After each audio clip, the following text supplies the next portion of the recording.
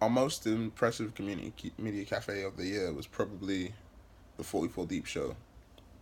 In terms of actually getting 100 people through the door and actually paying for the event of our own backs, but making the money back through social media engagement and actual people coming in and buying drinks, that's something that's almost unheard of in community media cafes. If you compare that to the junk food projects, which I've been going to over the summer holiday, they need participants.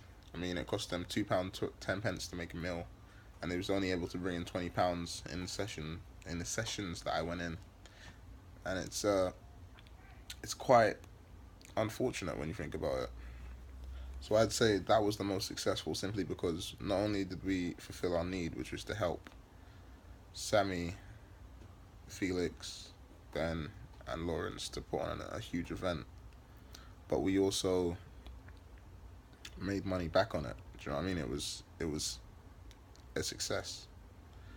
Um, there were a lot of good things that came out of the entire running of the community media cafes.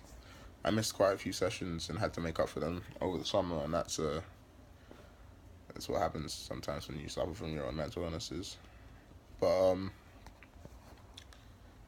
yeah, it's been an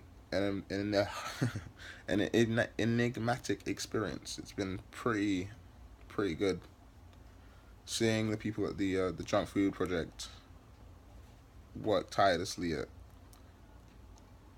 creating a safe space for these people who don't necessarily need anything but an hour to talk. Do you know what I mean? It's more about the communal aspect. We went there with like a plan to help, and it works. Some people just need to speak and talk about their issues together.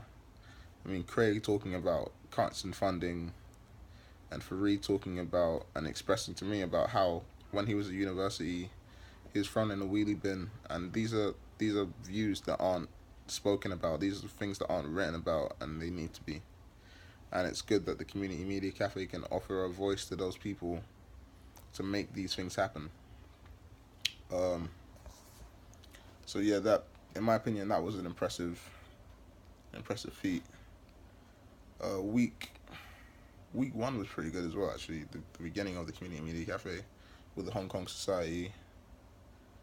I mean, I'd like to see more community media based feedback loops be put into place where we have consistency.